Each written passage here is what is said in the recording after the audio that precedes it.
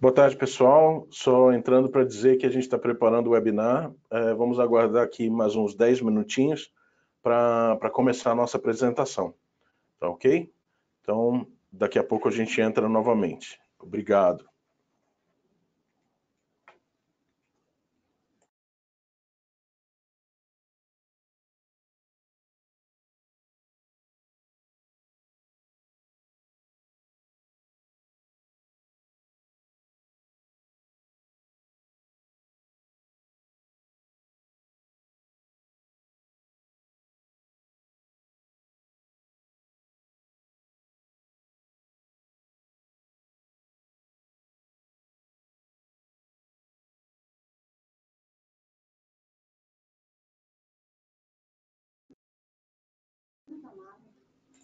Não, obrigado. Eu já estou no café.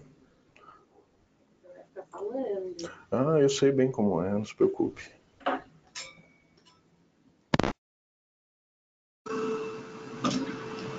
A gente está on, hein? O pessoal está ouvindo, né? Não. O microfone aberto? Ah, não, o microfone está. Agora tá bom. É, porque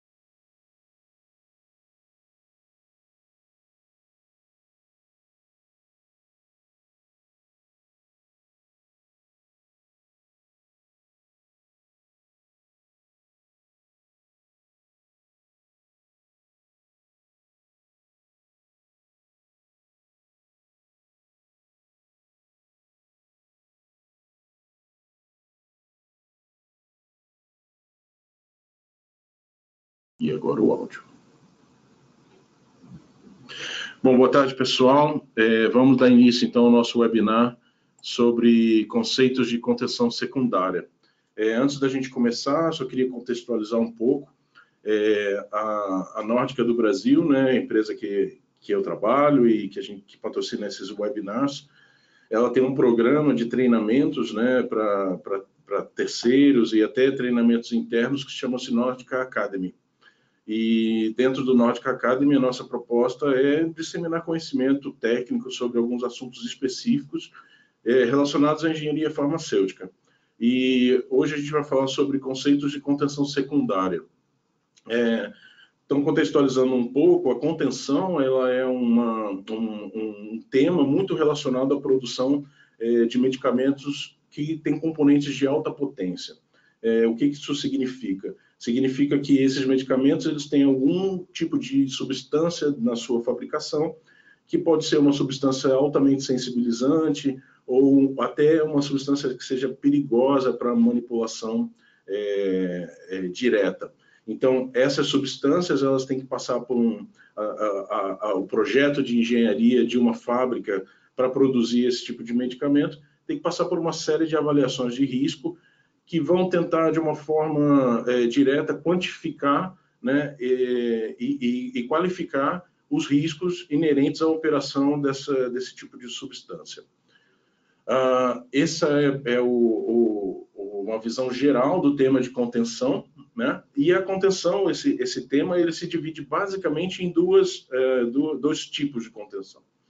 A contenção primária, que é aquela contenção que acontece no foco, né, da emissão de uma determinada partícula ou de uma determinada substância que a gente precisa controlar, conter, né? A contenção primária, então, ela acontece no nível do equipamento, ou seja, no nível da operação unitária, e a contenção secundária é aquela contenção complementar à contenção primária, e ela está ali principalmente por causa de uma falha da contenção primária, do sistema de contenção primária.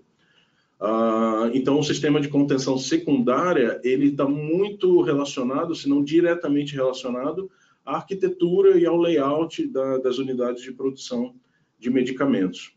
Então, hoje a gente vai falar sobre, nessa próxima hora aí, a respeito da contenção secundária, tá? Meu nome é Silmas, né? Para quem não me conhece ainda, eu estou há pouco mais de 20 anos no setor de engenharia farmacêutica, fazendo projetos de fábricas, de laboratórios para alguns clientes aí importantes, né, de produção farmacêutica no Brasil, e tenho uma experiência variada. Eu comecei dentro da indústria, né? Trabalhei 6 anos dentro da indústria, passei por algumas fábricas de medicamentos. Depois eu fiz consultoria, prestei consultoria durante alguns anos, e recentemente eu me engajei nos escritórios de engenharia. Eu trabalho hoje para a Nórdica do Brasil, né, que é uma empresa de engenharia com DNA bem europeu, na medida que nós somos derivados de uma empresa de engenharia farmacêutica, a NNE Pharmaplan, que é uma empresa europeia. Então, a Nórdica do Brasil ela começou as operações aqui na nossa região oficialmente em 2015, e de lá para cá a gente vem fazendo projetos tanto na área de biotecnologia, quanto de produção de medicamentos nas suas inúmeras formas, né? Sólidos, semissólidos e líquidos.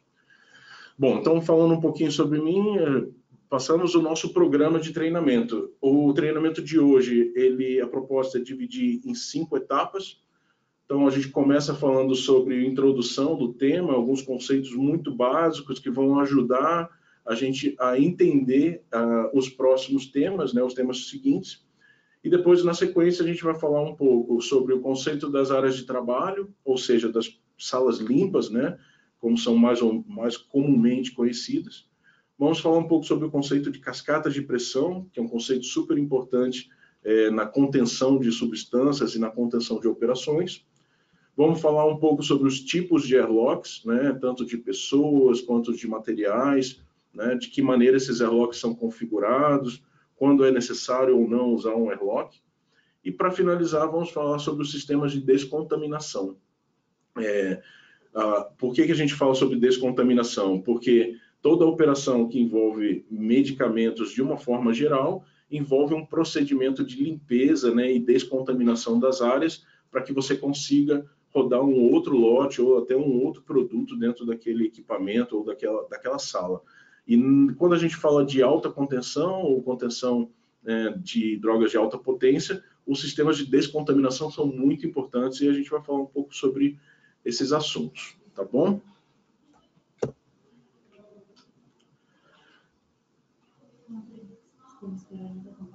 Ok. Se vocês tiverem algum tipo de pergunta, vocês podem ficar à vontade de fazer as perguntas ao longo da apresentação, em forma de texto, né? E a gente vai respondendo essas perguntas conforme for possível, tá bom? Então, falando sobre a introdução, né, a contenção secundária, a gente tem alguns itens muito de embasamento teórico para que a gente entenda um pouco sobre contenção.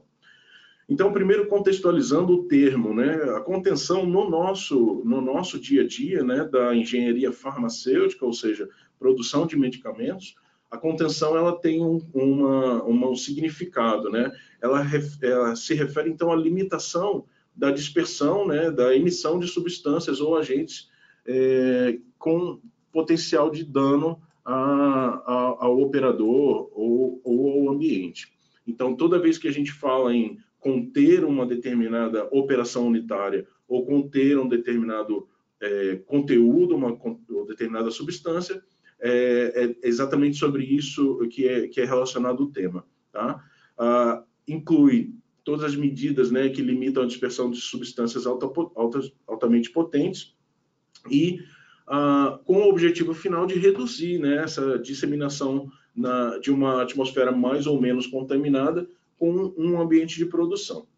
Um conceito muito importante quando a gente fala de contenção, e que é um item que serve de base para qualquer projeto de engenharia da área de contenção, é considerar que não existem unidades completamente fechadas. O que isso significa? Significa que, mesmo em alguma quantidade muito pequena, ou mesmo em condições de clausura ou de confinamento muito restritas, sempre há algum tipo de vazamento ou algum tipo de abertura no processo. Mesmo também os processos, as operações unitárias em si, também, mesmo considerando operações unitárias fechadas, sistemas de transporte fechados, utilização de bins, conceitualmente, a gente sempre considera que existe uma possibilidade de falha, né? Por isso, os guidelines, principalmente o guideline da ISP, ele preconiza que as unidades, então, elas não podem ser consideradas como completamente fechadas. Sempre há algum risco de contaminação, de vazamento, né? E, por último, também, como um conceito básico, sempre que a gente vai projetar uma unidade de produção que envolve o tema de contenção, tem que ser levado em consideração os fluxos de pessoas e materiais de uma forma completa. O que isso significa? Desde que o material entra na fábrica para o almoxarifado de matéria-prima, passando por todas as unidades, as operações unitárias, até o produto acabado e a entrada no warehouse, todo esse processo, todo esse caminho tem que ser considerado quando a gente está manipulando substâncias com alta potência ou com alta periculosidade. Então, continuando, a gente já falou um pouco sobre isso. A contenção, ela divide-se, então, em dois grupos básicos, né? A contenção primária, a gente já deu uma introdução sobre isso, ela se refere àquelas medidas que reduzem a dispersão no nível do equipamento. Então, exemplos de contenção primária são aqueles equipamentos fechados ou até processos de adaptação de equipamentos, onde você faz um encabinamento, né, um enclausuramento dos equipamentos, até equipamentos que já são projetados como barreiras, né, como isoladores ou RABs. Entram também no conceito de contenção primária aquelas barreiras descartáveis, né, são muito utilizadas fora do Brasil. Aqui no Brasil a gente ainda está vendo um começo aí de utilização dessa tecnologia, mas são aqueles sistemas de barreira que você monta para fazer uma determinada operação e terminando aquela operação, você descarta aquelas barreiras. E também as exaustões locais, né? É muito conhecido o que a gente chama de braço Nederman, né? Aquele exaustor local que você coloca posicionado, né, estrategicamente num local onde você vai ter um potencial de disseminação de pó, principalmente quando a gente trabalha em manipulação de pó. Então, essas exaustões elas são muito úteis, né, para proteger tanto o operador quanto o ambiente, né, dessas substâncias. E o nosso tema, que é contenção secundária, ele refere-se às medidas que reduzem a dispersão de uma substância para além da contenção primária. Então, como a gente mencionou no começo, havendo alguma eventual falha no sistema de contenção primária, a contenção secundária ela tem que ser responsável por manter a segurança da operação e a limitação, né, da dispersão de substâncias. O que entra? Quais são os elementos principais da contenção secundária? As próprias salas limpas, elas são um elemento importantíssimo de contenção secundária. Então, o projeto da sala limpa, como é, por exemplo, o arranjo de pressão, de pressurização de uma sala limpa, vai trazer benefícios para a contenção secundária. E aqueles elementos que a gente conhece, que servem para proteger os ambientes de trabalho, ou para proteger as salas limpas. No caso, os sistemas de airlocks, que são aquelas barreiras físicas entre um ambiente mais ou menos contaminado e um ambiente limpo, né? Incluem os airlocks de pessoas, né? E alguns airlocks de materiais, aqueles tradicionais que a gente conhece com portas duplas, intertravamentos, né? Que bem conhecidos na indústria de uma forma geral. E também os pass-throughs, ou seja, aquelas pequenas caixas onde você faz passagens de material de um lado para o outro de uma determinada área. E também entram no sistema de contenção secundária aqueles acessórios, né, para esses arranjos de airlocks e salas limpas. Por exemplo, tapetes adesivos. O tapete adesivo é aquele tapete que você pisa e ele tem a função de retirar as partículas da sola, né, do calçado, né, ou então da proteção do calçado. Eles também são elementos que ajudam a minimizar a dispersão por exemplo, de pó, né, advinda de calçados de uma área menos limpa para uma área mais limpa. Então, esses elementos, né, eles entram como as principais ferramentas que a gente tem para garantir a contenção secundária de um determinado processo. O que é muito importante para quem está fazendo um projeto de uma fábrica nova ou para quem está fazendo uma reforma de uma unidade existente é que a contenção primária e a contenção secundária elas têm que ser alinhadas, ou seja, elas têm que ser projetadas no mesmo instante, de maneira que uma complemente a outra. E aqui a gente tem alguns casos que são importantes para a gente trazer como exemplo. Por exemplo, você tem uma determinada operação que envolve um processamento ascético, né? Um processamento limpo durante todo o processo. Daí, naturalmente, você pensa que essas áreas, em virtude de qualidade de produto, em virtude de parâmetros críticos de processo, ela tem que ser classificada para eu limitar a quantidade de partículas dentro da minha sala limpa. Então, imaginemos num caso hipotético que a pessoa vai projetar uma sala de grau B, de bola, com fluxo laminar ou com uma proteção local grau A, só que para ela projetar aquela sala, o critério de acesso de pessoas e de materiais para aquela sala requer que a gente faça outras salas adicionais com classificações diferentes. Então, por exemplo, se eu tenho uma sala de grau B com fluxo laminar ou uma proteção local grau A, é natural que antes dessas salas eu tenha salas grau C e eventualmente salas grau D, para que eu faça um cascateamento ou uma redução do número de partículas gradual. Quem tem experiência em projetos de sala limpa sabe que é muito difícil você conter de você atingir determinados graus de contagem de partículas, por exemplo, em áreas de grau B, que são áreas muito restritas. Do outro lado da situação, então essa seria uma possibilidade. Então, partir para um equipamento potencialmente aberto e tratar uma sala limpa em grau muito restrito, como, por exemplo, o grau B. Uma outra alternativa para um problema similar seria a utilização de um equipamento que já é isolado. Então, por exemplo, nesse caso hipotético, a pessoa poderia usar ou especificar um isolador. Esse isolador, ele não necessariamente precisa ficar dentro de uma área grau B. Ele pode ficar dentro de uma área grau C, eventualmente até de uma área grau D, que é uma área que tem uma contagem muito mais simples e muito mais tranquila de ser atingida. O que isso significa?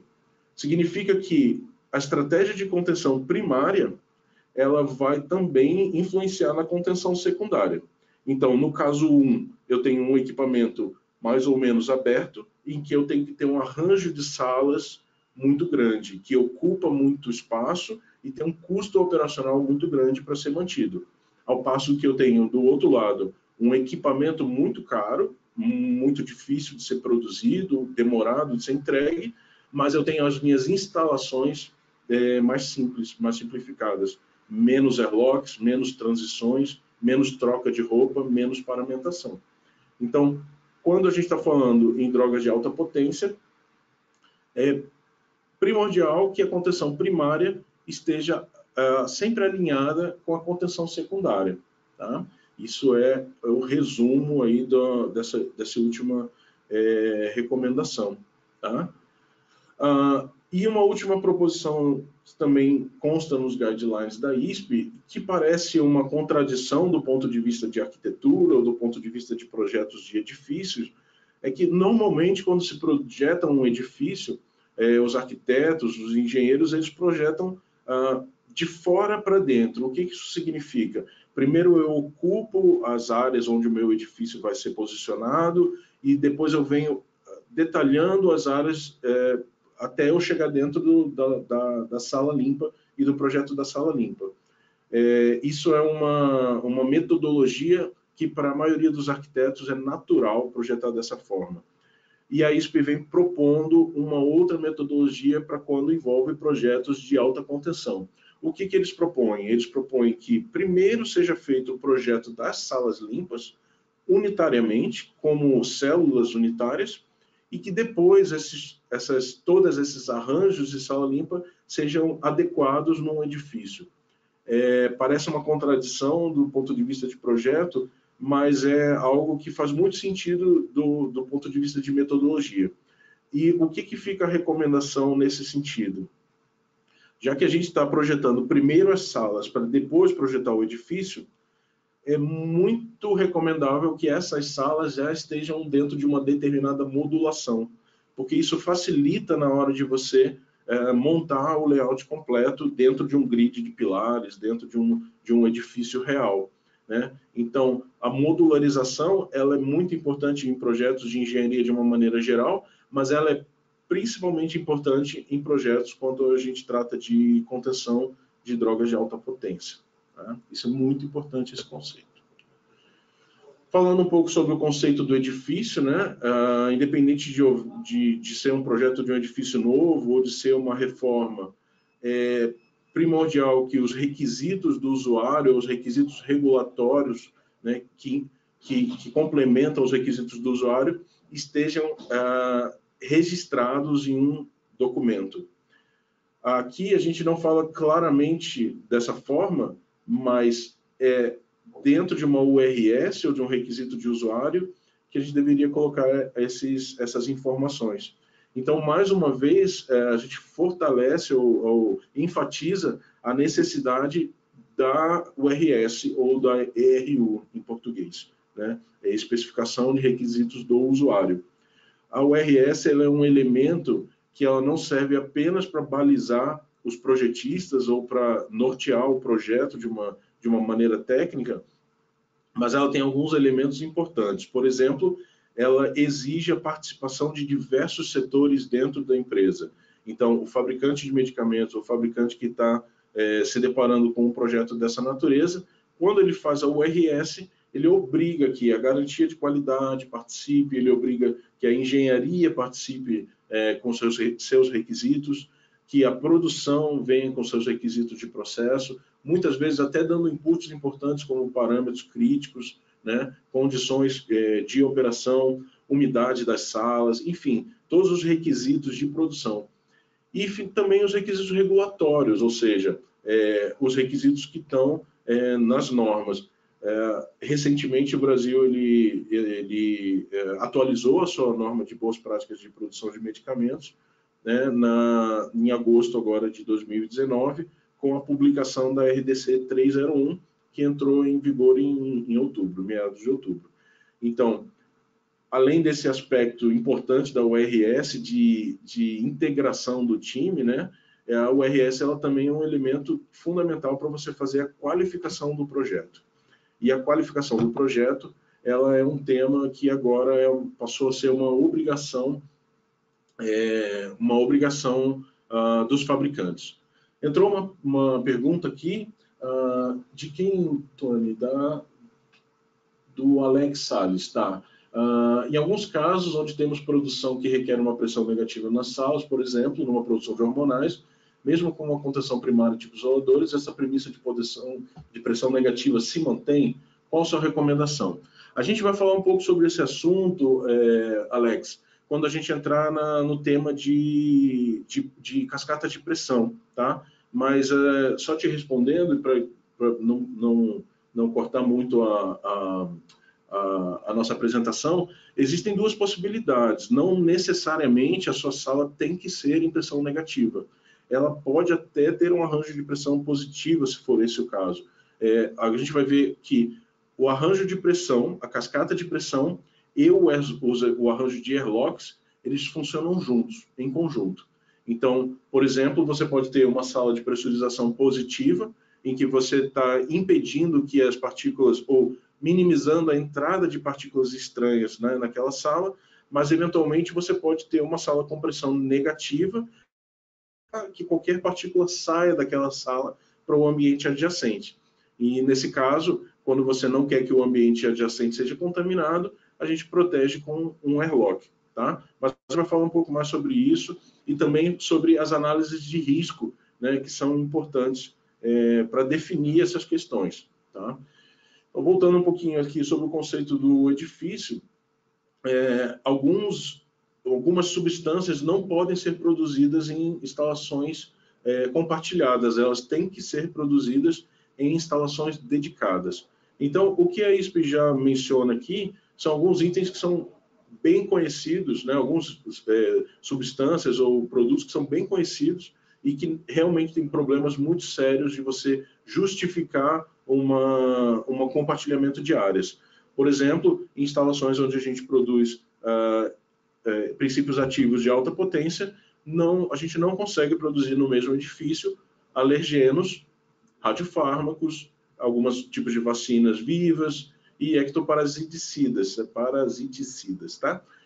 Que são produtos específicos, no caso, para tratamento de piolhos. Esses produtos, eles têm características produtivas que são muito concorrentes, né, com os requisitos de produção de hifas de alta potência. É muito difícil, por exemplo, onde você produz um antibiótico penicilínico, você produzir ou conseguir justificar a produção de algum outro tipo de produto.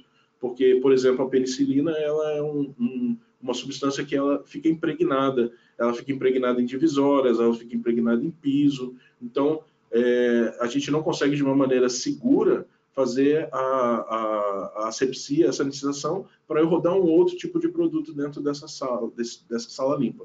Então, esses são alguns exemplos, né, de produtos. E o que a gente continua, né, no guideline, ele continua falando que para todos os outros produtos deve ser feita uma análise de riscos. Esse tema da análise de riscos é um tema que, para alguns profissionais, já é bem antigo. Essa metodologia de você fazer análise de risco para determinar alguns sistemas de engenharia. A partir da RDC 301, essa é uma boa pergunta, Frank. Eu sou arquiteto, tá? Essa de background. Então, algumas perguntas sobre produtos eu não vou saber responder. Por exemplo, vacinas atenuadas, né? Então, entrou uma pergunta aqui. Vacina atenuada com vírus vacinal é caracterizada como uma vacina viva? Eu não sei te responder essa pergunta, Frank. Eu vou consultar o nosso pessoal de processo aqui e eu te respondo depois por e-mail, tá? mas a princípio eu não saberia te responder. O que eu sei sobre esse tema é que depois de você tem um processamento de vacinas, ele se divide em duas etapas, né? Onde você trabalha com o vírus ativo, com o vírus vivo, e uma outra etapa onde você tem os vírus ou as bactérias sendo neutralizadas ou com a sua potência reduzida. Mas eu não saberia te responder, eventualmente, é uma pergunta muito específica sobre o produto, tá? Mas a gente fica no nosso dever de casa responder isso para vocês. Então, voltando à análise de risco, o que é importante? A RDC, a partir da edição dela desse ano, 301, ela torna a análise de risco como um elemento obrigatório para a avaliação de sistemas de engenharia. Então, quando eu vou propor uma fábrica onde eu quero rodar vários tipos de produto, ou produtos com alta potência misturado com outros tipos de produto, sempre eu tenho que conduzir, junto com normalmente a garantia de qualidade das empresas, ela conduz um processo de análise de risco. E dentro desse processo de análise de risco, a gente consegue medir se um risco ele pode ser controlado, se ele pode ser mitigado, se a gente consegue conviver com aquele risco durante a operação da fábrica. Quando eu não consigo controlar o risco, eu já sei que aquele risco ali é um risco que eu não tenho como controlar. Por exemplo, eu estou fazendo uma etapa de pesagem e fracionamento de um pó com uma densidade muito baixa. É natural que esse pó fique em suspensão. Isso é uma condição física. Então, normalmente esse risco é muito difícil você conseguir conter sem você estar num equipamento isolado. Então, se eu não consigo controlar adequadamente o risco, ou se eu não consigo definir quais são os riscos de uma determinada operação, eu não posso fazer uma planta com multipropósitos. Isso é uma base de orientação para qualquer medida de engenharia. Então, sempre que eu me deparar com uma situação, eu posso ou não, ou eu preciso ou não de um determinado artefato, eu preciso proteger a sala com um airlock, eu preciso colocar um chuveiro lava-óleos na saída da minha sala. Todas essas questões, elas têm que ser, elas têm que ter uma análise de risco que antecede essas respostas. Qualquer consultor, qualquer projetista que vier com questões prontas, com isso é obrigatório, isso é mandatório, suspeitem, porque se não houver uma análise de risco, dificilmente você consegue estabelecer critérios genéricos para esses arranjos, né, de airlocks, e de cascata de pressão e de contenção secundária. Então, em resumo, a análise de risco ela não é só uma recomendação de boas práticas, mas também ela agora passou a ser uma obrigação a partir da publicação da RDC 301. Novamente, sobre os conceitos dos edifícios, né, falando especificamente de fluxos, o importante para ser falado num fluxo de pessoas é com relação a algumas operações que têm que acontecer obrigatoriamente dentro de airlocks. Então, por exemplo, dentro de uma operação onde envolve a produção de produtos com alta potência, é quase sempre necessário que o operador faça uma paramentação adicional àquele uniforme de fábrica que ele usa no dia a dia. O que ocorre? Essa paramentação, ela serve para proteger o operador de uma determinada operação e ela serve também para proteger o ambiente ou o produto daquela roupa de fábrica que o sujeito usa quando ele entra na área produtiva. O mais importante é que essa paramentação e também a desparamentação aconteçam dentro dos airlocks, dentro das anticâmaras. Isso é uma recomendação muito importante. A gente vai falar um pouco sobre isso, mas dependendo da operação, em uma operação principalmente que envolve manipulação de pós, existe um risco muito grande, um risco quase que certo, da sobre-roupa ou da paramentação ficar de alguma forma contaminada com alguma substância do produto. Então, a colocação dessa paramentação e principalmente a retirada dessa paramentação, ela tem que acontecer dentro de ambientes controlados. Se a gente for considerar que eu tenho um corredor de acesso eu tenho a minha sala limpa, nenhum desses dois ambientes é adequado para eu fazer uma paramentação e desparamentação. Eu não quero que o meu operador se paramente no corredor, e muito menos eu quero que ele retire o uniforme contaminado no corredor. A mesma coisa dentro da sala limpa. Eu não quero que o meu operador entre com o uniforme de fábrica na minha sala limpa. Eu quero que ele entre na minha sala limpa paramentado. Então, para isso, a gente cria um ambiente intermediário, que é o airlock. O airlock, nesse caso, ele tem tanto a função de barreira física ou barreira de ar, né, de atmosfera entre uma sala e outra, mas também ele propicia um ambiente seguro para troca de roupa e para paramentação e desparamentação. Da mesma forma, o fluxo de materiais, todo equipamento, todo utensílio, todo material que entra na sala limpa, ela tem que passar por um processo de sanitização externa. Normalmente, quando eu entro numa sala limpa com um determinado utensílio, ele vem protegido, né, desde a sala de lavagem, por um artifício, normalmente um bag, né, uma sacola plástica. Esse invólucro externo, ele tem que ser sanitizado ou ele até tem que ser descartado.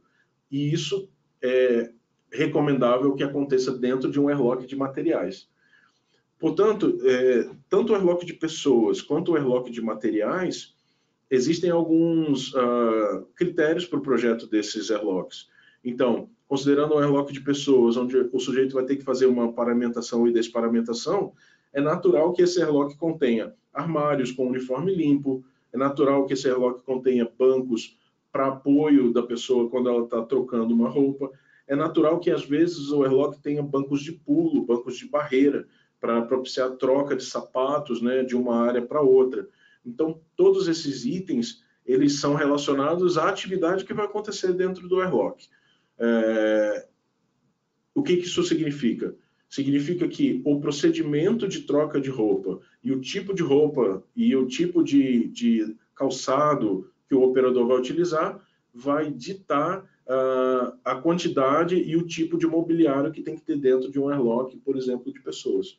Da mesma forma, um airlock de materiais. Se eu tenho que fazer um procedimento de asepsia externa, se eu tenho que fazer um procedimento de descarte de algum material, é apropriado que no airlock de materiais você tenha algum tipo de bancada para fazer esse tipo de operação, ou determinados armários, né, para ter os utensílios e os materiais sempre à mão dentro desses airlocks, tá? Tanto de materiais quanto de pessoas. Então, basicamente, isso cobre aí os conceitos básicos, né, de quando a gente está projetando um edifício de uma maneira macro, né? Então, agora a gente vai falar sobre alguns outros temas que são mais específicos do projeto da sala limpa, como, por exemplo, a pressurização, os arranjos de pressurização, e também a questão dos airlocks, que são aqueles ambientes que fazem a proteção, né, das salas limpas propriamente ditas.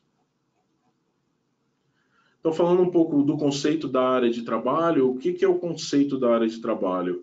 São aqueles itens que têm que ser considerados, né, no projeto de uma sala limpa.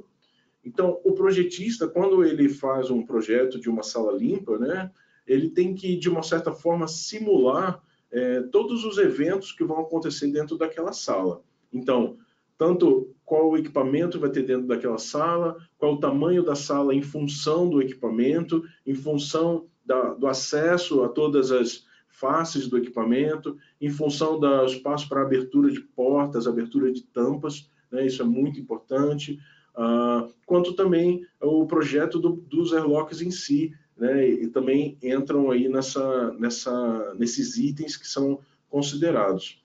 Então, quais são os aspectos aí mais importantes na elaboração de um conceito de sala limpa? Principalmente quando a gente está falando sobre produtos com alta potência. Primeiro e mais importante é a toxicidade da substância.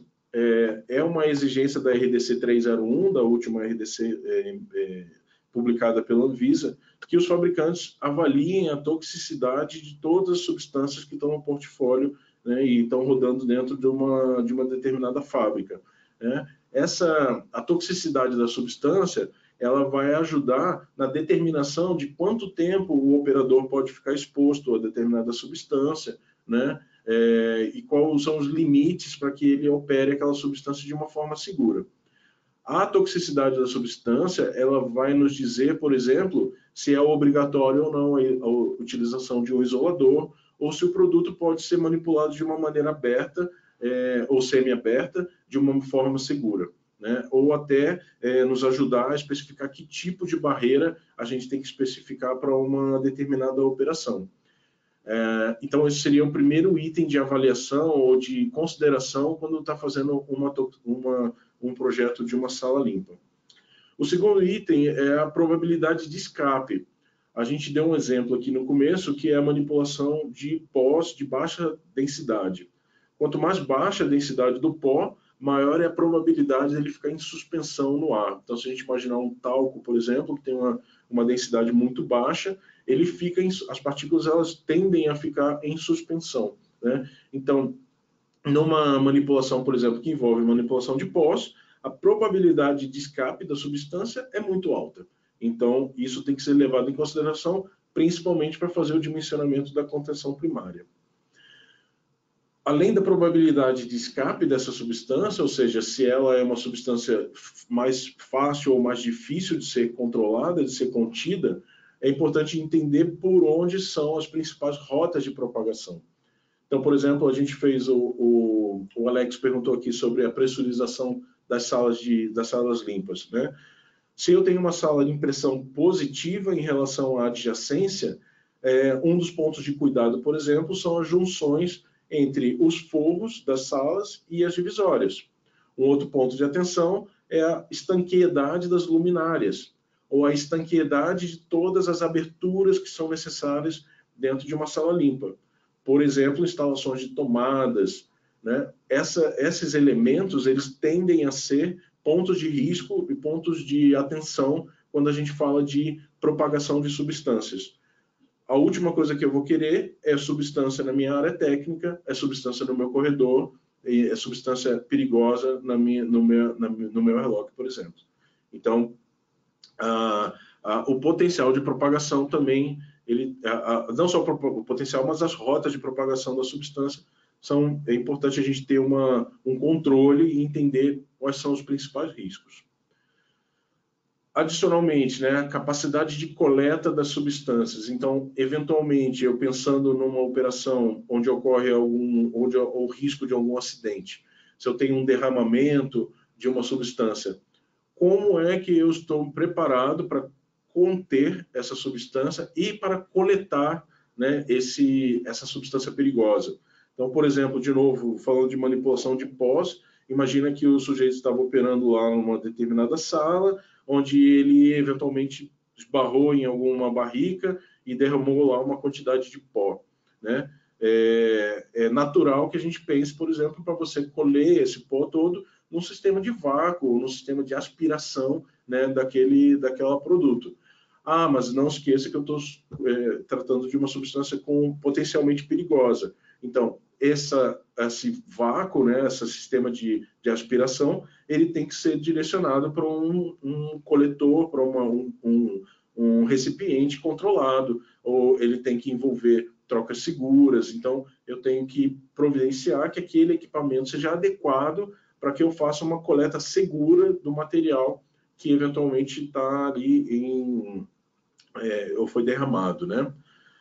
O perigo da propagação por pessoal, né? Isso a gente falou um pouco sobre isso quando fala de airlocks. Então, normalmente, durante uma operação, é natural que o uniforme fique sujo, né? Ou contaminado com alguma substância e, potencialmente, quando a gente está falando de substâncias com periculosidade envolvida, né? Eu não quero que essa substância ela saia do meu ambiente controlado. Então, esse perigo de propagação por pessoas, normalmente ele é solucionado, ele é mitigado num arranjo de descontaminação na saída da minha sala limpa, né? Esse é um dos exemplos de solução possível. Também tem que ser considerado, né, a limpeza completa e segura dos ambientes. Então, as salas limpas elas têm que ser passíveis, né, de ter todas as suas superfícies acessíveis, né, para limpeza e para descontaminação. Isso é muito importante, está frisado aí no item abaixo, que é acessibilidade. Obviamente, as salas limpas têm que ser dimensionadas com espaço suficiente, né, para trabalho com os EPIs, né, considerando, por exemplo, a manipulação de drogas, onde o operador tem que usar um escafandro, um ar-mandado, ele tem que ter condições seguras de operar com aquele equipamento dentro da sala limpa. E, eventualmente, né, até ter suprimentos, né, de ar onde ele consiga conectar o equipamento dele. É recomendável que esses itens sejam considerados no projeto das salas limpas. E, para terminar esses aspectos, né, mais importantes, também as questões de segurança de operação. Então, é muito importante que os operadores, numa eventualidade de um acidente, eles tenham rotas de fuga bem definidas e livres, né, desobstruídas, para que haja uma fuga adequada, né? Em resumo, eu costumo dizer que esses aspectos que estão aqui enumerados, eles servem como uma ótima base para revisão de projetos. Então, se vocês estão contratando algum projeto de alguma consultoria, de alguma empresa, esse é um ótimo checklist para verificar se foi considerado esses itens de importância no projeto das salas limpas. Então, fica a dica para utilizar esses itens como itens de verificação mesmo e de revisão de projeto. Em sequência, né, o projetista, ou a empresa projetista, ela tem que escrever ou ela tem que registrar de uma maneira dissertativa, né, todos os conceitos que ela está utilizando durante no projeto da sala limpa. Por exemplo, o conceito de fluxo de materiais. O que isso significa? Significa eu descrever e ter uma visão muito clara de por onde os meus materiais entram, quais são os materiais que vão acessar a minha sala limpa, de que maneira esses materiais estão sendo sanitizados, né? E de que maneira eu estou descartando, por exemplo, os invólucros externos. Mesma coisa, pensando no conceito de fluxo de pessoas. Por onde entram os meus operadores, qual é o tipo de paramentação que eles vão precisar usar, né, naquela operação, aonde eles vão fazer a troca, aonde eles vão fazer desparamentação.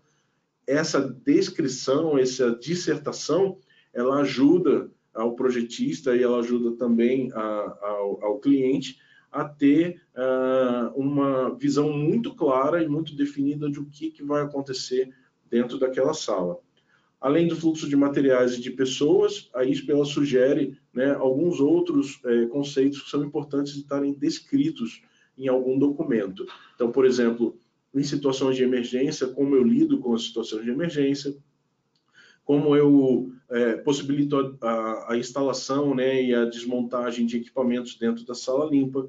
Muitas vezes as salas ou os equipamentos eles têm elementos móveis ou elementos que têm que ser sanitizados em um outro lugar. Então, de que maneira eu entro e saio com esses elementos, né, de equipamentos é muito importante.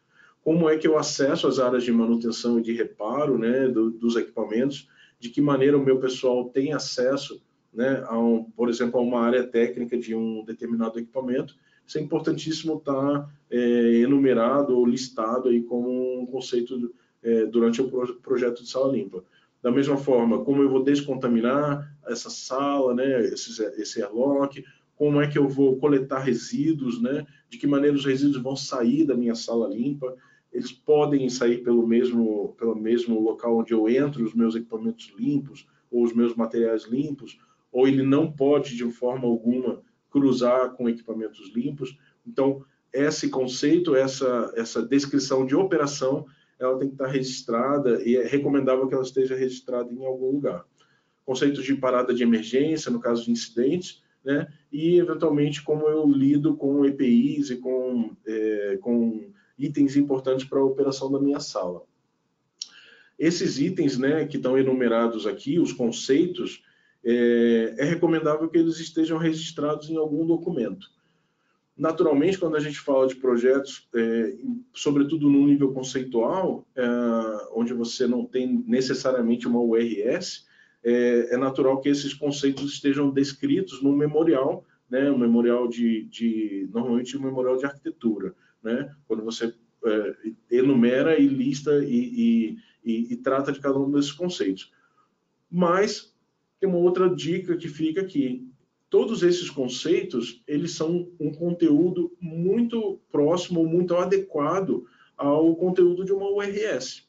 Então, eu recomendo vivamente que esses itens estejam na URS. Independente da etapa do projeto, se eu estou num projeto conceitual, básico, se eu estou num projeto detalhado, independente se eu vou ou não qualificar, mesmo que isso seja uma obrigação, é muito recomendável que esses conceitos estejam descritos dentro de uma URS. Tá? De novo, a URS ela tem uma função muito importante, que é de integrar todos os setores da empresa, né? Então, se todos esses conceitos estão escritos numa URS, e se essa URS ela é assinada e concordada, né, por todos os setores envolvidos, a gente tem um comprometimento das pessoas que estão colocando aquelas informações ali. E também dando a oportunidade que todas elas participem, né, da elaboração do projeto da Sala Limpa.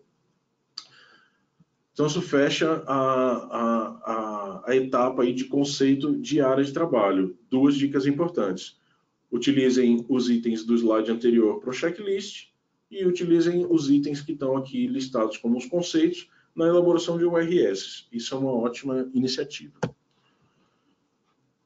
Falando um pouco, então, sobre as cascatas de pressão, né?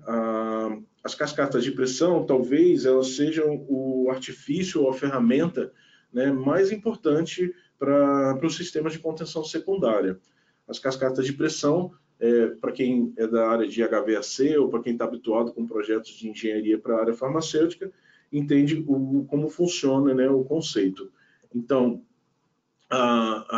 essa prevenção, né, de propagação de partículas, ela é uma medida importantíssima de ser considerada nos projetos de fábricas de uma forma geral, né? A gente já está falando tanto do projeto das salas limpas quanto do conjunto dessas salas, né, funcionando lá em harmonia, né? Mas essa prevenção de propagação ela é um tema assim, fundamental para esse tipo de projeto. E aí, voltando ao tema que o Alex perguntou lá no começo sobre pressurização de salas, né, a ISP ela tem algumas recomendações com relação a isso. Então, por exemplo, um arranjo de pressão negativa, né, ele é muito útil quando a gente quer conter uma determinada atividade dentro de uma sala, mas esse não é o único arranjo utilizado na produção de medicamentos. Na realidade, também é admissível, né, requerimentos de proteção positiva. Obviamente que a pressão positiva nas salas de produção, ela implica, obviamente, num risco inerente de você ter um escape daquelas substâncias de dentro de um ambiente controlado. E para isso a gente adicionalmente, né, projeta um airlock onde você consegue conter todas aquelas substâncias. Então, por exemplo, nesse caso onde a gente está falando de uma sala com pressão positiva, quase sempre a gente está pensando de uma sala com pressão positiva e de um airlock, né, com pressão negativa para fazer a proteção dessa sala. Ou, eventualmente, até uma cascata de pressão, né, expulsando aqui as substâncias de dentro da minha sala limpa. Mas isso tudo tem que acontecer com muito critério, porque uma vez que a gente expulsa as substâncias da sala limpa, ou que a gente protege a sala limpa da entrada de outras substâncias, eventualmente a gente está colocando em risco outras áreas. E isso tem que acontecer com muito critério, né, para você proteger, por exemplo, a sua área técnica, ou para proteger um corredor adjacente, ou até uma sala adjacente. Tá? O importante é que, num projeto dessa natureza, quando a gente está falando de produtos de alta potência, não só a proteção do ambiente e do produto, mas também a proteção do operador tem que ser levado em consideração. Então, o que isso significa em resumo? Que eu não posso priorizar, por exemplo, a proteção do meu produto e negligenciar a proteção do meu operador. Ou também não posso negligenciar a proteção do meu ambiente em função de proteger o meu operador e qualquer uma das outras opções. Então, os três elementos têm que sempre entrar como consideração no projeto das salas limpas. Tá? E para finalizar essa questão de conceito de cascata, né, durante a operação de rotina, o evento de um acidente, né, caso não seja possível assegurar a pressão negativa da contenção primária, a cascata de pressão ela tem que assegurar a contenção dessas substâncias altamente potentes. Tá? Então, na falha da contenção primária, a contenção secundária está ali para garantir a segurança da operação. Aqui a gente tem dois exemplos, né, de arranjos de pressão dentro de uma sala limpa. No exemplo da esquerda, a gente vê uma sala limpa com pressão positiva em relação à adjacência, né? Logicamente que no guideline eu já considero que eu tenho obrigatoriamente sempre uma contenção primária no nível do equipamento, mas aqui considerando as salas com pressão positiva em relação à adjacência. E no exemplo da direita, é o contrário, você tem uma sala negativa em relação à adjacência. E quais são as vantagens e desvantagens de cada uma delas? Quando eu tenho um arranjo de pressão positiva, a principal vantagem que eu tenho é que eu reduzo a possibilidade de contaminação a partir de ambientes externos. Então, eu, por exemplo, eu reduzo a possibilidade do meu corredor ou do meu airlock contaminar a minha área de trabalho. Em compensação, eu tenho que tomar um cuidado muito grande para não haver vazamento daquela sala para uma sala adjacência. Então, nesse caso, por exemplo, como a gente mencionou, a estanqueidade dos elementos, a estanqueidade dos acessórios da sala limpa vai ser muito importante para garantir a segurança nesse caso. No caso da direita, onde a gente tem uma sala de pressão negativa, a principal vantagem é que se eu tiver uma falha na contenção primária, a minha sala já está em pressão negativa em relação ao ambiente externo, né, à adjacência. Desculpe. O que isso significa? Significa que a gente consegue conter qualquer substância que passe da barreira primária dentro daquele ambiente. Né? Qual é a desvantagem de você usar uma sala com pressão negativa? É porque você sempre pode possibilitar a entrada de uma substância que você não quer que entre na sua sala limpa. Então, na hora de definir a pressão da sala limpa, é recomendável que se faça uma análise de risco, na realidade é obrigatório que você faça uma análise de risco, para indicar o que é mais importante. Eu proteger a sala limpa das adjacências ou eu proteger as adjacências da sala limpa. Tá? Então, a análise de risco ela sempre vai questionar e vai colocar em perspectiva todas as operações que acontecem dentro da sala para que seja definido um critério de pressurização. Da mesma forma, a gente tem alguns arranjos que possibilitam que você multiplique o número de salas limpas. Então, nesse caso, essa ilustração que a gente tem, eu tenho um ambiente controlado, né, que seria esse corredor de pressão negativa, né, ele já é um ambiente controlado, porque ele está protegido por airlocks de entrada e airlocks de saída para pessoas e para materiais. E eu tenho, nesse caso, uma sala limpa com pressão positiva.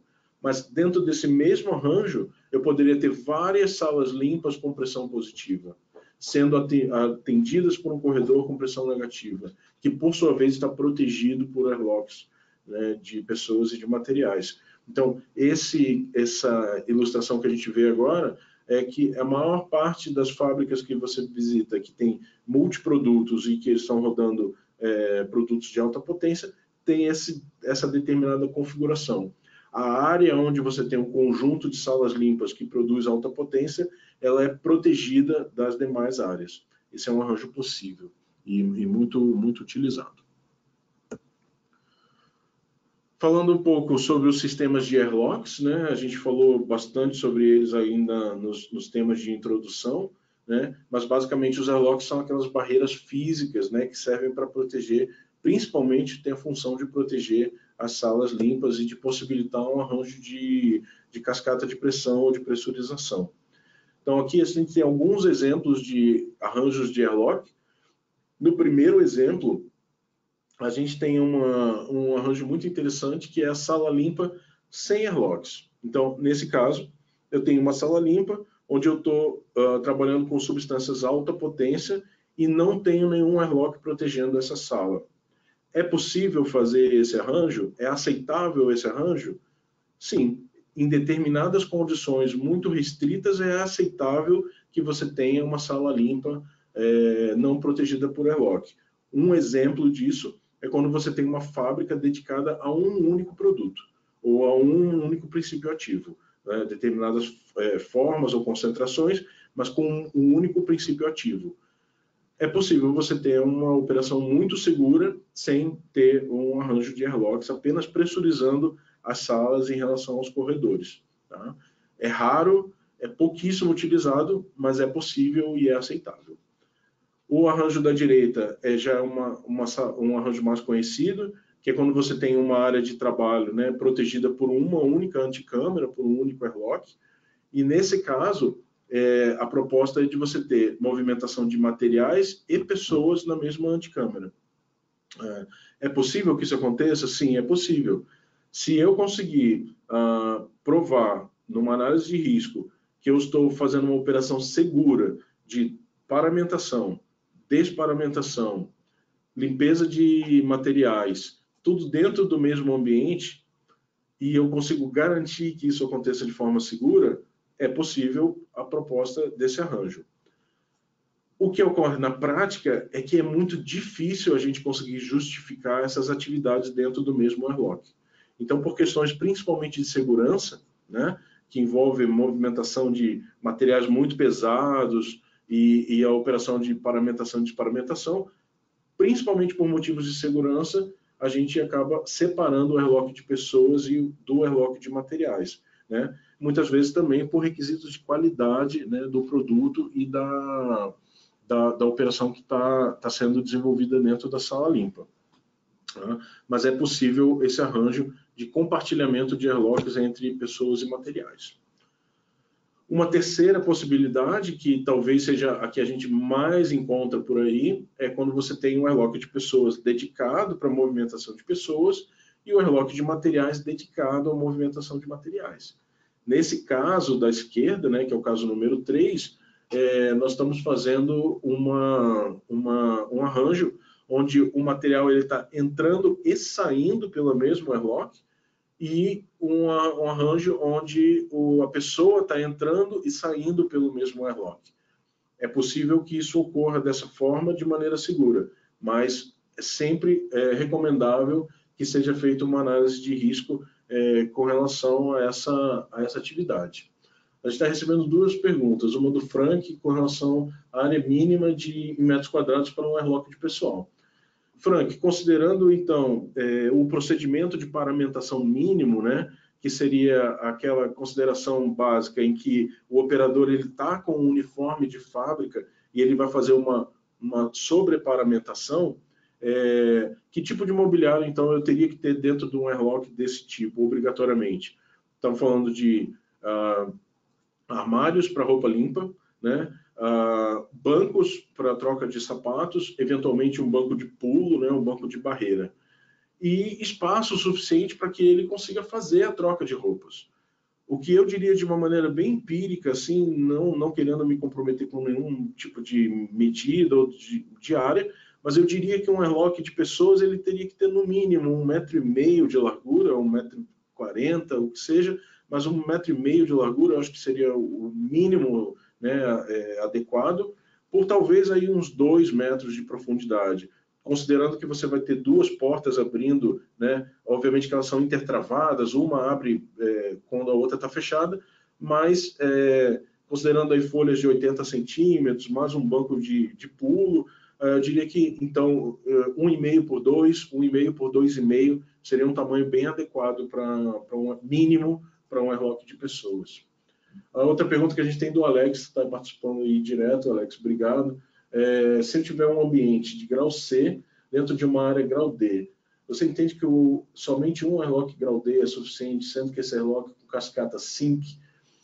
É possível, Alex. O que primeiro deve ser definido, né? Se esse grau C ele vai ser projetado em operação ou em descanso, tá? Quando a gente tem o grau C em operação, é muito difícil você conseguir atingir um nível de contagem de partículas para poder classificar essa área se você tiver um procedimento de troca de roupas. Porque o procedimento de troca de roupa ele envolve a disseminação de partículas, né? Então, a mesma colocação, a abertura de uma roupa limpa. Então, imagina que eu estou com um invólucro plástico, né, da roupa e eu vou retirar aquele invólucro para botar a roupa. Só essa operação de retirada da roupa de dentro do invólucro já é suficiente para gerar um número de partículas grande. Então, o que na maior parte das vezes é recomendável? Que a troca de roupa ela aconteça dentro de um ambiente grau C, mas que nesse ambiente eu não ainda estou considerando a operação. Está considerando um grau C em repouso. Em repouso é mais simples, né? Porque a gente vai considerar que a sala não está em operação, ou seja, eu não estou tendo nenhuma fonte de disseminação de partículas. Então, é possível classificar, mas é só importante mencionar que durante a operação de troca de roupas, você vai ter provavelmente níveis de partículas mais altos que não garantam. Em operação, ela vai ser grau D. Perfeito, Alex, é isso mesmo. Pergunta da Maria Isabel, né? Gostaria de saber se em airlocks de pessoas é necessária a instalação de pias. Isso é uma ótima pergunta, Maria Isabel. As pias elas têm que ser colocadas dentro dos airlocks com muito critério, né? Porque elas podem se tornar um risco também para a operação, na medida de que você pode ter algum respingo, você pode ter gotas de água no piso, enfim, esse tipo de efeito negativo ele tem que ser minimizado. Mas na maior parte das vezes, você sim tem que providenciar um arranjo para que seja feita a sanitização das mãos. Seja uma pia com lavagem, água, sabão, né, de uma maneira tradicional, ou até um dispenser, né, de álcool gel ou alguma coisa que seja similar para que ele faça a sanitização das mãos.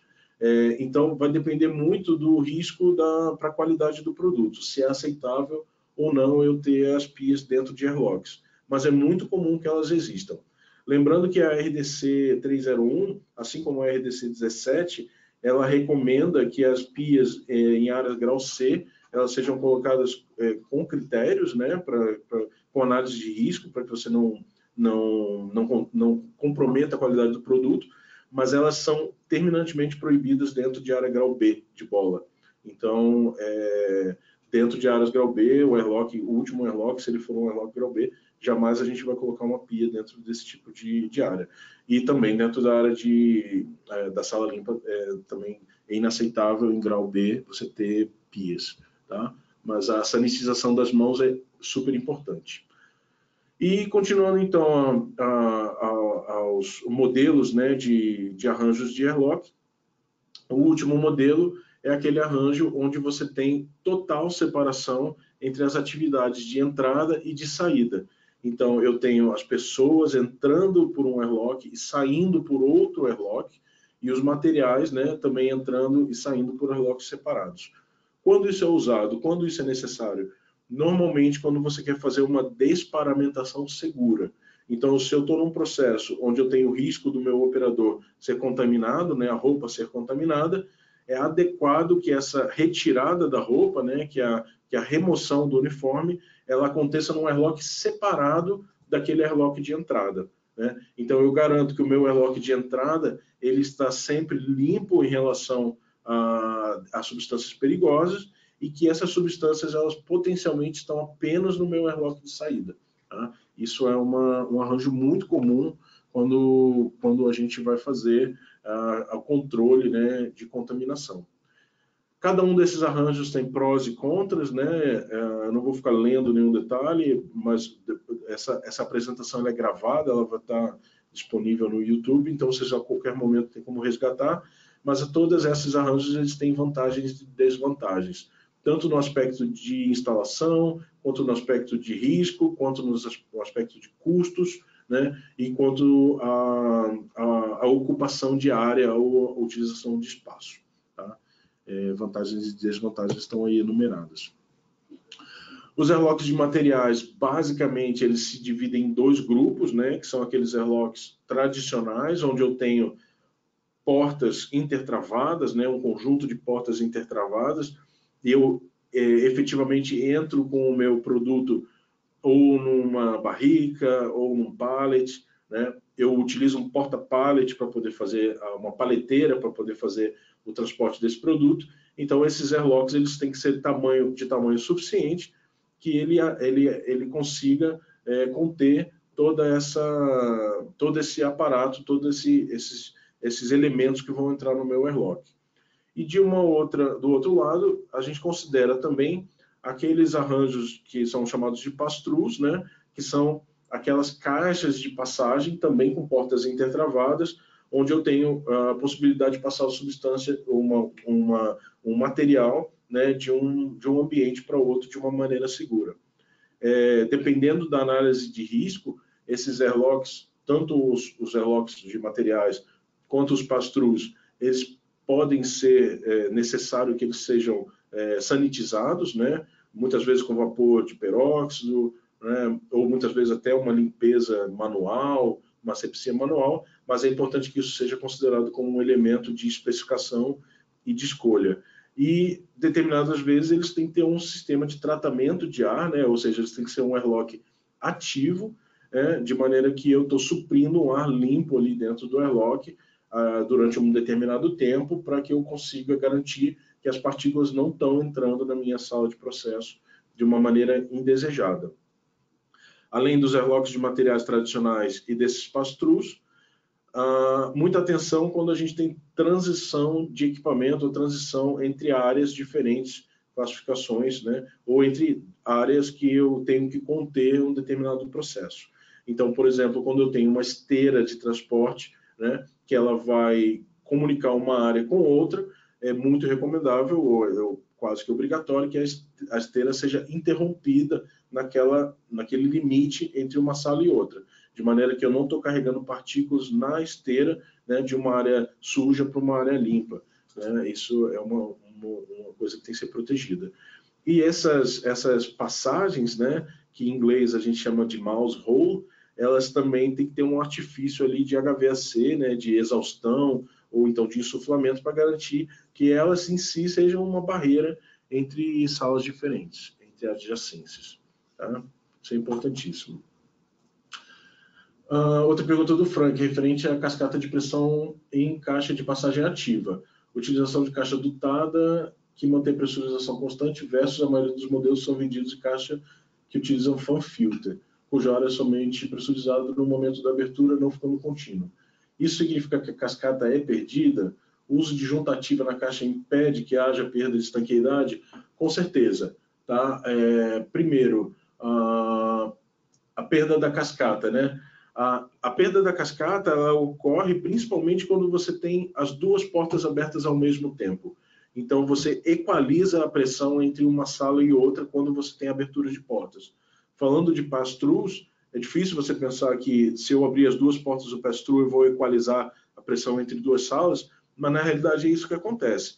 Então, primeiro, para manter a cascata de pressão, é importantíssima o intertravamento entre as portas.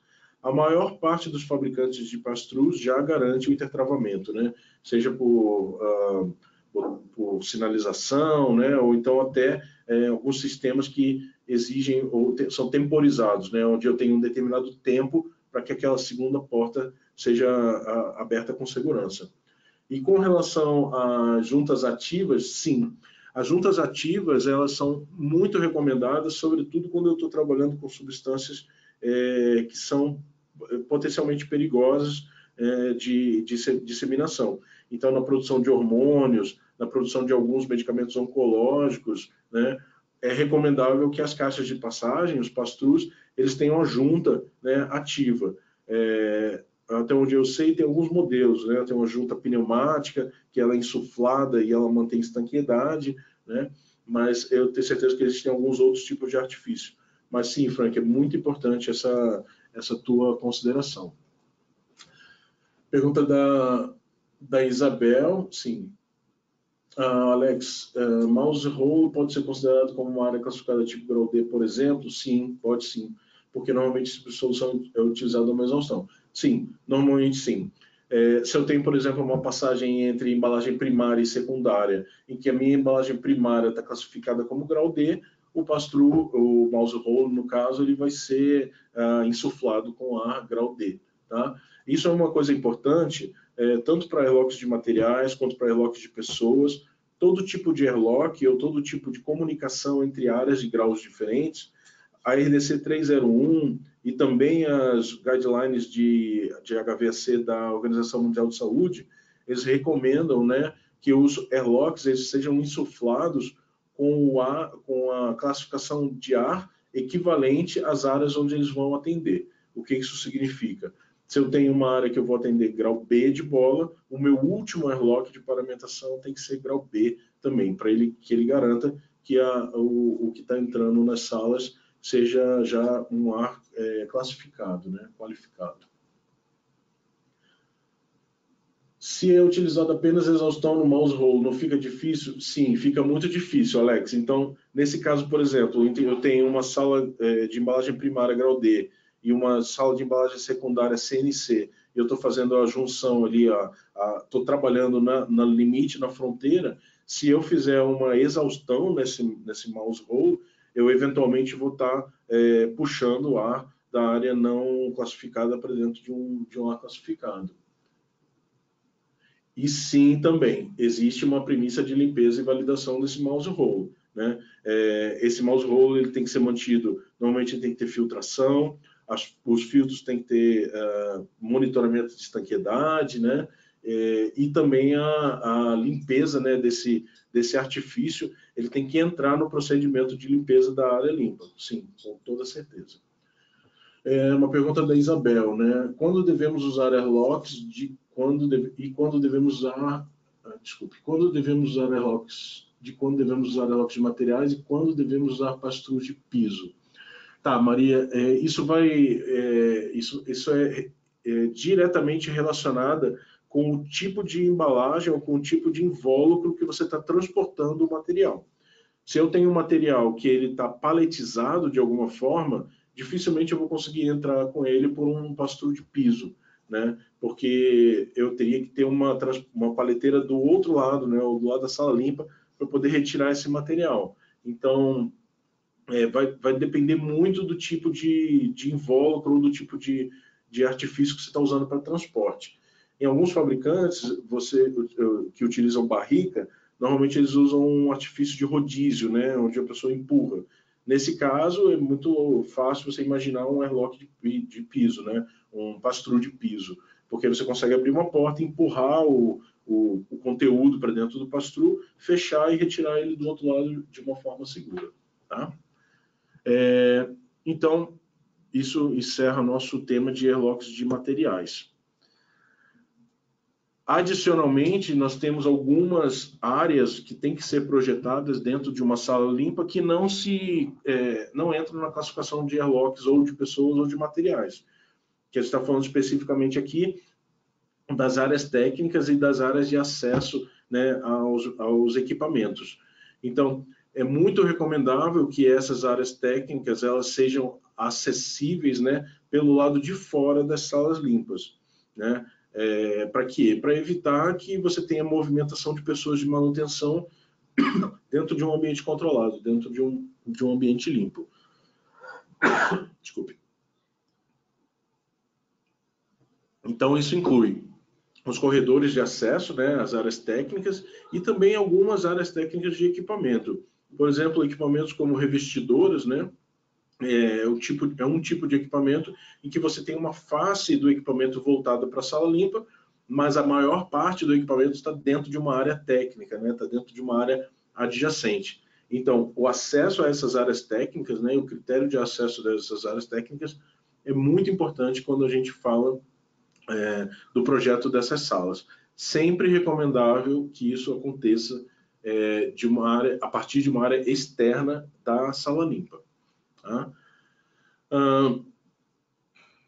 A entrada e saída de um airlock de materiais sempre através de portas ou portões, né, de diversas formas. A gente está falando aqui sobre aqueles airlocks de material onde você entra com um pallet, onde você entra com uma paleteira, mas também tem a condição da gente usar os pastrus para fazer passagem de material.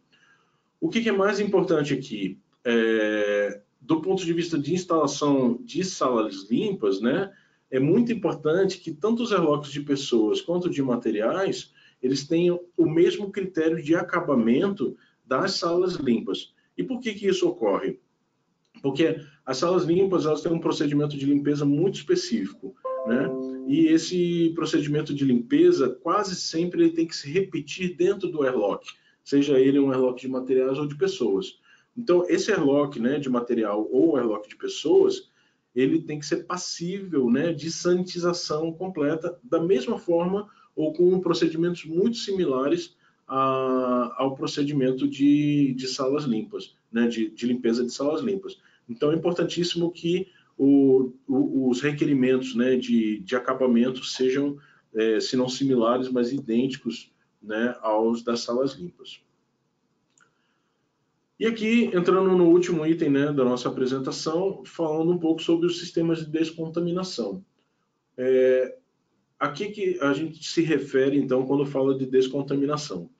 Quando eu vou operar uma determinada fase do meu processo, né, dentro de uma sala, eu potencialmente estou contaminando aquele ambiente, né, com as substâncias que eu estou manipulando e operando. Então, da mesma forma como eu faço a descontaminação, né, o que a gente chama de SIP ou ZIP, né, no equipamento, no nível do equipamento, eu também tenho que possibilitar a descontaminação da minha contenção secundária, das minhas salas limpas e dos meus arranjos de airlocks. Tá? Então, assim, sob o ponto de vista de qualidade, de limpeza das salas limpas, né, não existe nenhum critério ou nenhuma recomendação escrita de qual é a classificação daquela área em relação à limpeza, em relação à sanitização. As recomendações, né, de classificação de áreas, elas são quase sempre relacionadas a critérios de qualidade do produto, mas não necessariamente de critérios de limpeza, né? Agora, de qualquer forma, as tomadas de ar e as exaustões, né, das salas limpas, elas têm que sempre ser equipadas com filtros adequados. A gente vai falar um pouco sobre isso em algum outro item, que eu não lembro exatamente aonde, mas sobre a retirada de filtros e a manutenção de filtros. Quando eu estou trabalhando com uma substância de alta potência, em que eu estou com o objetivo de conter essa substância dentro de uma determinada área, se eu tenho um filtro terminal, né, que faz contato com aquela área e, eventualmente, contato com a substância que eu estou querendo controlar, a troca desse filtro é adequada, é recomendável que aconteça por dentro das salas limpas. Isso pode ser uma contradição, mas isso ajuda a que aquela determinada substância, ela esteja, que eventualmente está impregnada, né, no filtro, ela fique contida dentro da sala limpa. Claro que essas trocas, elas normalmente acontecem num sistema de troca segura, né, onde eu tenho um duplo bag, né, o bag-in, bag-out, né, os sistemas tipo BIBO, onde eu possibilito uma troca de filtro sem que aquele filtro fique exposto à atmosfera, mas qualquer eventual falha nesse sistema, eu garanto que esse filtro está localizado dentro da sala limpa e não dentro de uma área técnica. Eu não estou, então, trazendo o risco de contaminar uma área técnica com um filtro que foi mal manipulado ali dentro na hora da troca. Tá? Então, o que a gente tem sobre recomendação de salas limpas, né? Elas têm que ser desenhadas, né? O design delas tem que ser dado uma atenção especial à limpeza, porque elas sim entram em contato, né, com substâncias altamente potentes, né? Um cuidado muito importante com a estanqueidade dessas salas, né? Esses elementos que estão instalados, sobretudo em forros, em paredes, tem que ser muito bem vedados, né, para que eu possibilite a estanqueidade, né, das minhas salas limpas. Aqui, obviamente, uma recomendação que ela parece uma recomendação antiga já, mas que vale a pena ressaltar, né, sobre determinados materiais. Então, paredes compostas de painéis de concreto ou venarias, né, mesmo que com pinturas epóxi e tudo mais. Quando eu estou tratando de produtos de alta periculosidade, né, de alta potência, é recomendável que não seja utilizada a alvenaria, né, no fechamento das salas limpas. Que isso aconteça com elementos que são preparados para as rotinas de limpeza e de asepsia das salas. Então, por exemplo, os sistemas de divisória e forro de salas limpas que a gente conhece habitualmente, aqueles que são revestidos, né, por painéis metálicos com pintura eletrostática, eles são os mais adequados para eu poder fazer uma sanitização e uma limpeza adequada das salas, né? É recomendável que esses elementos, né, tanto os painéis de divisória, quanto forros, pisos, eles tenham um menor número de juntas possíveis, ou seja, eles tenham a maior superfície possível. Isso elimina, né, ou minimiza a possibilidade de acúmulo de sujidade, né, nessas frestas e eventualmente até de eu ter um vazamento de ar entre um elemento e outro, entre um forro e uma divisória, né? Então é muito recomendável que a gente tenha um cuidado aí com a estanqueidade e com a superfície, né? O tamanho das superfícies. E por fim, algumas recomendações com relação a forros, né? É muito importante que os forros, mesmo que sejam caminháveis, né, dentro de uma sala limpa, que eles não sejam utilizados como uma laje, por exemplo, né? Porque eventualmente, se você caminha muitas vezes em cima de um forro, você tem uma rotina de caminhar em cima de um forro, mesmo que ele seja preparado, né, ele tenha resistência suficiente para garantir a segurança, quase sempre a gente está afetando as juntas entre uma peça e outra e possibilitando, aumentando a possibilidade de ter um vazamento tanto para dentro da sala limpa quanto para fora da sala limpa. Então, é recomendável que eles sejam suportados, né, por cima e um acabamento, né, flush, um acabamento sem bordas, né? É recomendável evitar caminhar diretamente sobre esses forros, né, porque eles podem desenvolver vazamentos.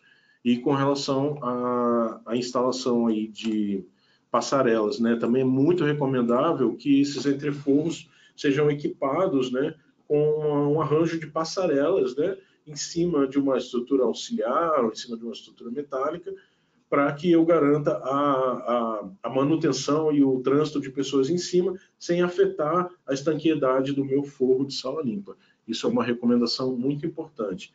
Então, quem está fazendo sala limpa hoje, o projeto de sala limpa, considere a montagem de uma estrutura auxiliar em cima do entreforro para possibilitar essa movimentação e esse acesso às instalações.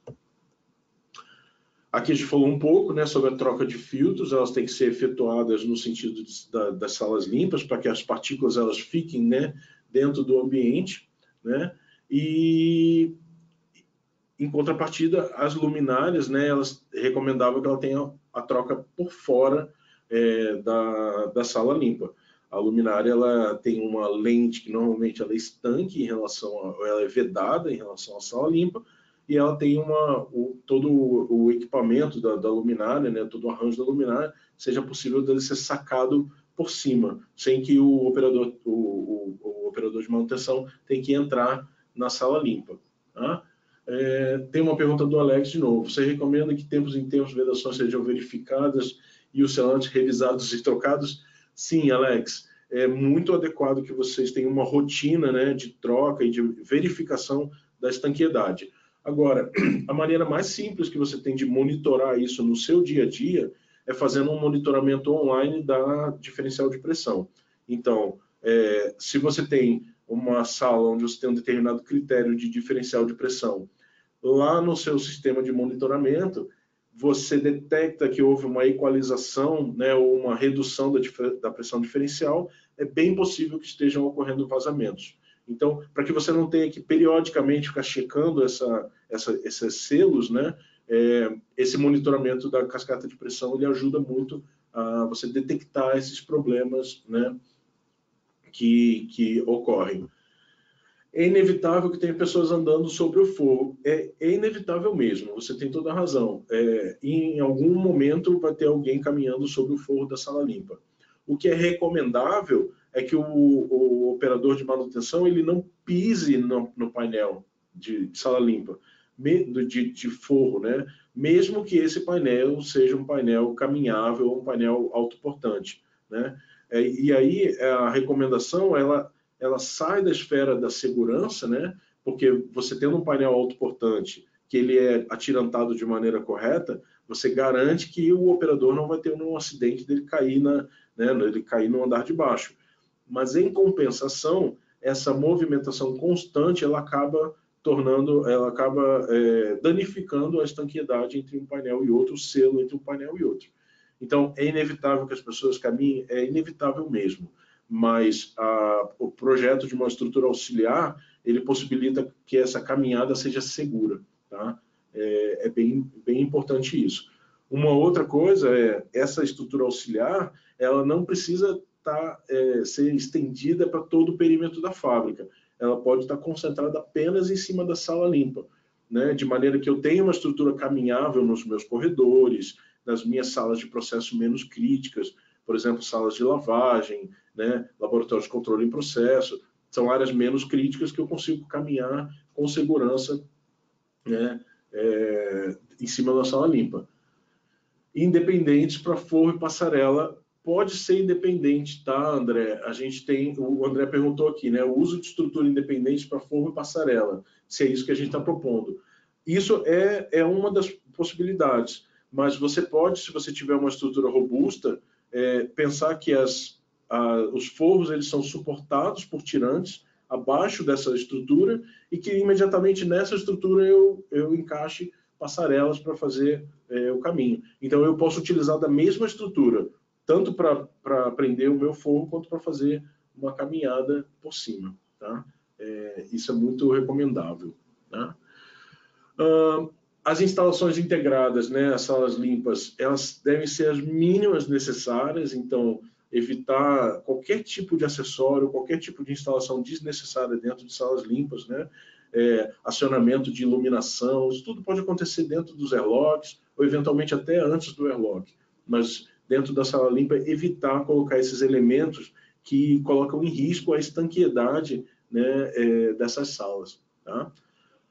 De novo, acessórios, né, ferramentas, utensílios, tudo que for levado para dentro da sala limpa e que vai ficar em contato com o produto e potencialmente vai estar contaminado, tem que ou permanecer dentro da sala limpa, ser sanitizado lá, né, no caso de um CIP, ou sair das salas limpas, mas sempre num procedimento que garanta que as substâncias não se propaguem fora desse ambiente, né?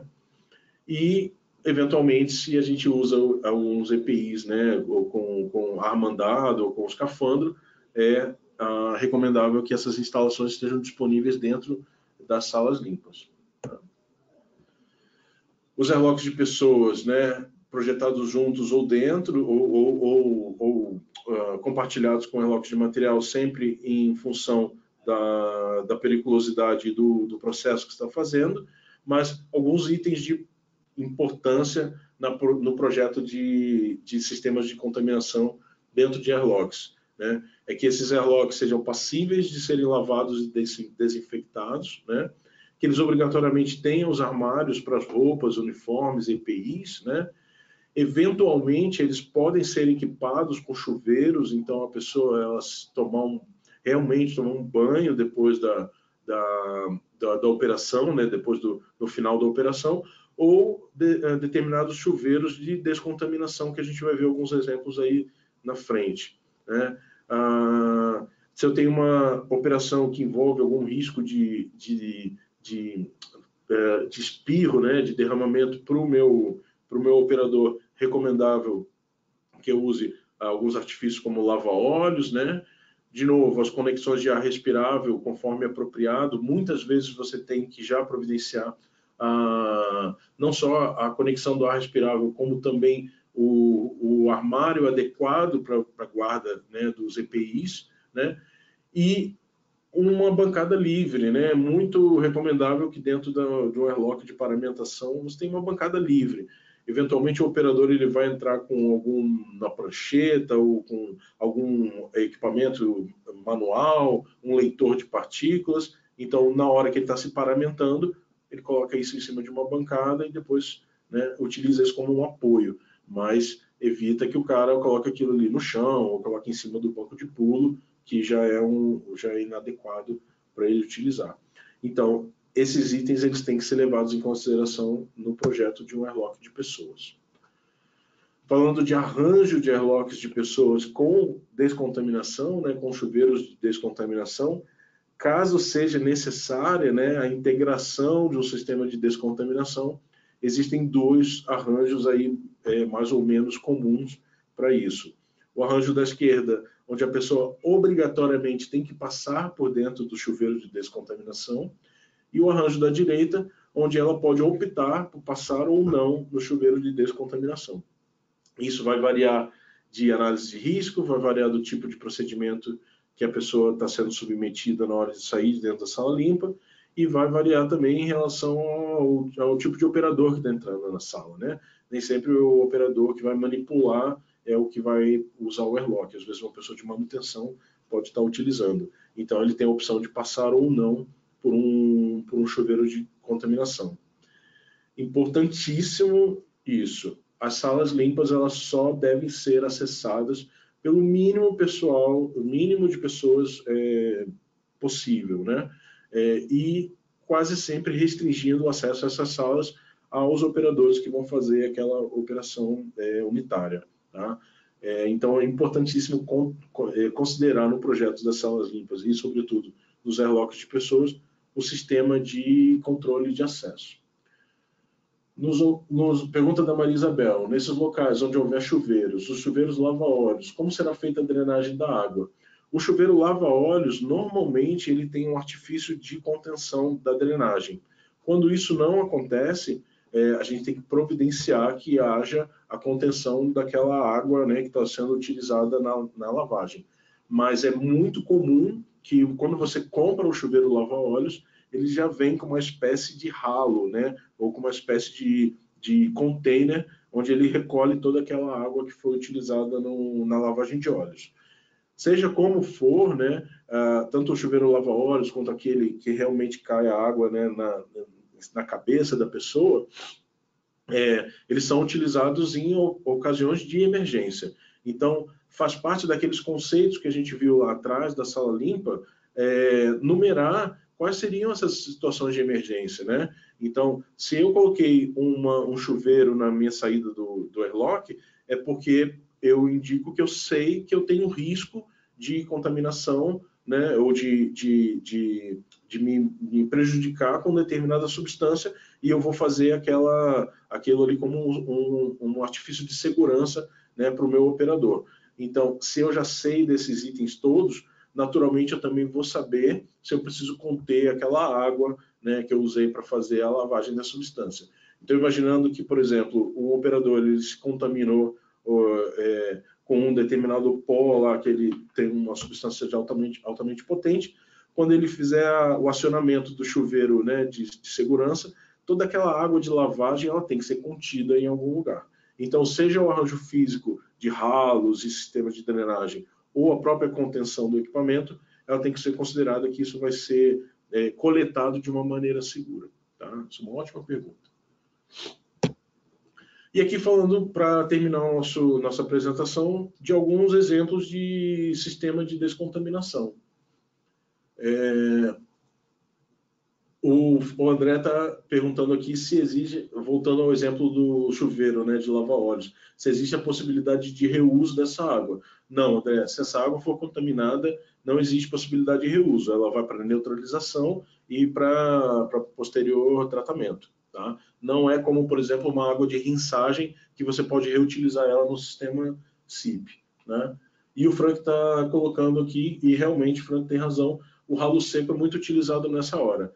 Qual é a desvantagem de você utilizar o ralo seco? Porque o ralo seco ele não é sifonado, então ele não tem uma proteção de ar, ele não tem um selo, né, que isole ele do ambiente limpo para um ambiente de descarte do efluente. Então, o ralo seco ele é muito utilizado, mas ele não é recomendável, tá, Frank? Isso é uma coisa bem importante da gente frisar. Inclusive a RDC 301 ela tem alguns itens lá que ela fala sobre instalações, né, dentro de facilities, e ela não recomenda, tá? É justamente por causa disso. Se for um ralo seco que está levando para um dique de contenção, em alguns exemplos mas é muito raro de você conseguir fazer com que isso seja um sistema seguro. O mais seguro mesmo é você drenar através de um ralo sifonado. Tá? Então, falando sobre os exemplos de sistemas de descontaminação de pessoas, né, basicamente são dois sistemas. Esse sistema que a gente está vendo é o sistema de mist shower. Então, ele é um sistema onde eu faço a vaporização, né, de uma... Normalmente ele é feito com água purificada, né, mas também pode ser feito com vapor de peróxido, né, para fazer sanitização. Então, qual é o conceito? O meu operador ele está potencialmente impregnado com um determinado pó, isso é muito usado em sistema de pó, e aí quando eu entro nessa cabine, ele faz uma aspersão de líquido, né, de água purificada, e o conceito é que aquele pó ele fique preso ao uniforme, de maneira que quando eu retirar aquele uniforme, eu estou minimizando a disseminação daquele pó dentro do ambiente. Então ele vai ficar todo grudado, né, no meu uniforme, e aí quando eu retirar aquele uniforme, ele não vai soltar tantas partículas assim no meu ambiente. É para isso que é utilizado esse arranjo de mist shower. E o outro arranjo que a gente trouxe como exemplo é o air shower, né, que é a cortina de ar. Né? A cortina de ar ela serve simplesmente para você repelir ou para você tirar aquela substância do contato onde ela está impregnada. Então, a ideia é que você tenha uma cortina onde você passe por um jato de ar, né, comprimido, numa determinada pressão, e você tem um arranjo de exaustão dessa substância. Então, enquanto o operador está dentro dessa cabine, acontecem dois processos. Ele é insuflado com ar comprimido para provocar a retirada, né, daquela substância do uniforme, e ao mesmo tempo toda aquela substância que está em suspensão está sendo exaurida e para um filtro seguro, para que ele possa fazer a limpeza, né, externa da superfície do uniforme. Tá? Então, gente, basicamente, essa foi a nossa apresentação, né, de contenção secundária. Existe uma bibliografia muito importante com relação a esse tema, né, que está no guideline da ISP. Para quem não conhece, a ISP é a Sociedade Internacional de Engenharia Farmacêutica. Ela é uma entidade internacional, né, que envolve profissionais de engenharia do mundo inteiro. E eles recentemente publicaram um guideline sobre contenção. Tá? Ele fala de todos os aspectos, desde a contenção primária à contenção secundária, que foi o que a gente viu hoje. Tá legal? Então é isso. Espero que vocês tenham gostado. Obrigado pela participação, pelas perguntas. Foi muito bacana mesmo. E qualquer dúvida, qualquer eventualidade, entre em contato com a gente. Né? Ah, ótimo. Obrigado, Tony. Tem uma lembrança aqui da gente, nós temos um canal do YouTube, né, que é onde vai ser publicado esse webinar, e onde também é publicado todos os webinars que a Nórdica promoveu até hoje. Então, entrem lá no YouTube, assinem o nosso canal, porque a gente sempre vai ter novidade em relação a conteúdo técnico. Tá bom? Mais uma coisa? Obrigado, grande abraço. Obrigado, parabéns, valeu, Frank. Obrigado mesmo. Grande abraço. Muito bem. Oi, Rose, tudo bem? Sempre arrasando. Obrigado, Rose. Legal. Muito bom. E o André. Valeu, André. Vem para São Paulo, cara. Quando você estiver por aqui, só avisar. Vamos tomar uma cerveja juntos. Tá bom? Gente, obrigado. Foi muito legal mesmo. Primeira experiência que eu tenho de webinar e é estranho falar sem olhar as pessoas, mas é muito bacana mesmo, tá? Obrigado e um bom Natal para todos vocês, um bom ano novo. E até a próxima. Tchau, tchau.